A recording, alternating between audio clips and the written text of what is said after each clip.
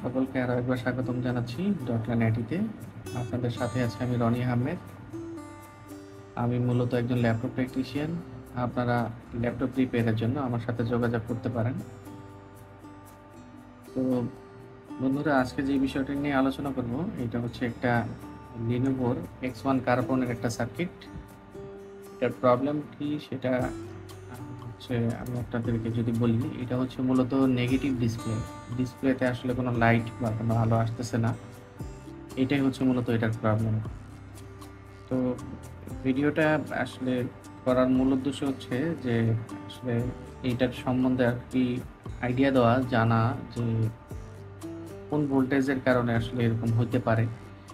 তো আমি যে ফলটা পাইছি ওটাই আর কি আপনাদের সাথে শেয়ার করব। এর জন্যই মূলত ভিডিওটা করা। যারা বিগিনার আছেন অবশ্যই তাদের হেল্পে আসবে। তো আমি আপনাদেরকে যদি দেখাই, মূলত এই হচ্ছে এর ডিসপ্লে ডিসপ্লে কানেক্টরের যে পোর্টটা সেটা হচ্ছে এটা। এখানে আরও কিছু কানেক্টর পোর্ট আছে, এগুলো হচ্ছে অন্য আরও ইউএসবি পোর্ট আছে, আপনার ক্যামেরার পোর্ট আছে। তো এটাই হচ্ছে মূলত এটার কানেক্টর ডিসপ্লের জন্য। আর এটার ঠিক অপোজিটে, কানেক্টরের ঠিক অপোজিটে যখন আমি এটা খুললাম তখন এটা আমি দেখলাম যে এখানে একটা আইসির মতন দেখা যাচ্ছে, যেটা মূলত এই পাশটা ফাঙ্গাল করে গেছে, যার ফলে আমার কাছে মনে হচ্ছে যে ভোল্টেজটা মিসিং বা পাস হচ্ছে না। তো আমার কাছে মনে হচ্ছে এই সমস্যার কারণেই হয়তো স্ক্রিনে আলোর যে ভোল্টেজটা সেটা আসতেছে না। তো এটা আমি পরিষ্কার করে নিব। পরিষ্কার করে পরে আমি এটাকে আবার ভোল্টেজ দিয়ে চেক করব যে আসলে এটার জন্য কি হচ্ছে কিনা। তো চলুন এটাকে আগে আমরা তুলি, পরিষ্কার করে এটা লাগানোর পরে দেন আবার দেখব।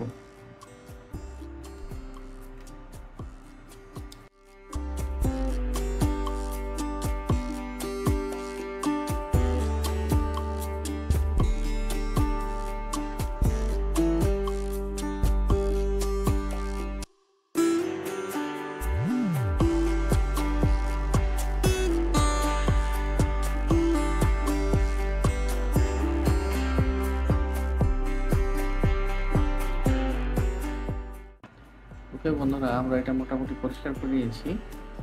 তো এটা ফিটিং করে আমি লাইন দেওয়ার আগে আমি চাচ্ছি যে জিনিসটা আপনাদেরকে আরো দেখাই যে আসলে স্কিমেটিকে এটা কি জিনিস। এটা দেখতে অনেকটা, আপনারা যদি দেখেন এটা একটা আইসির মতন দেখা যাচ্ছে। হ্যাঁ, এটা একটা আইসি, এরকমই মনে হচ্ছে এটা।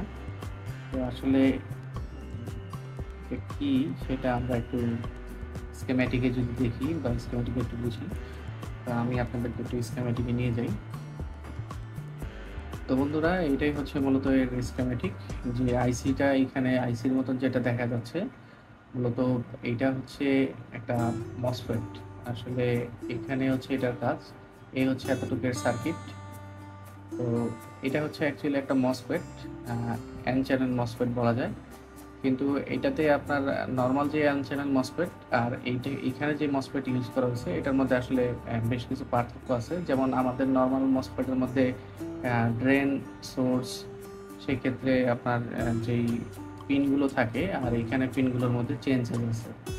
যেমন এখানে এখানে গেটের জন্য আপনার একটা পিন দেওয়া আছে, আর সোর্সের জন্য অনলি একটা পিন।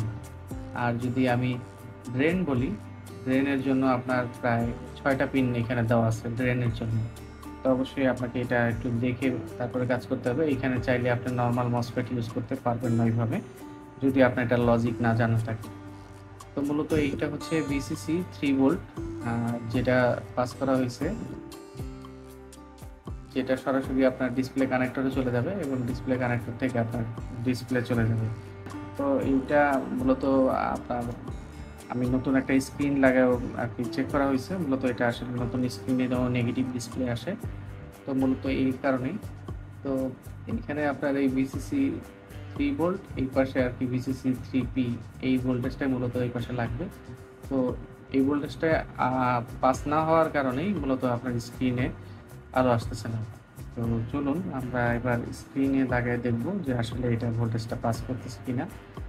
তো চলুন আমরা স্ক্রিনে লাগিয়ে দেখি।